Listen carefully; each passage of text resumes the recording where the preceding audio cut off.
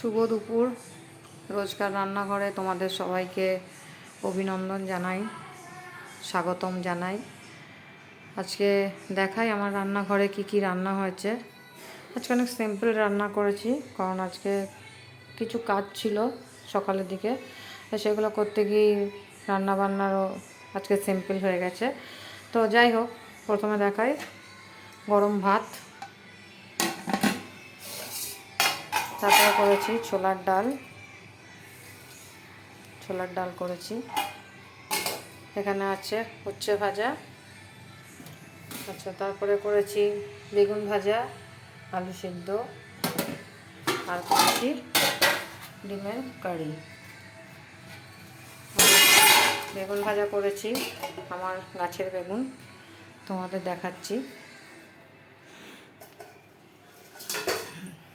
দেখো আমার গাছে বেগুন ধরেছে, এইগুলোই আজকে ভেজেছি। শীতের সময় থেকেই ধরছে, এবং গরমের সময় তো একটু অন্যরকম হয়ে গেছে। শীতের সময় বেগুনগুলো আরও ভালো হচ্ছিল। এই হচ্ছে আজকে দুপুরে রান্না। ভালো থেকো সবাই, টাটা।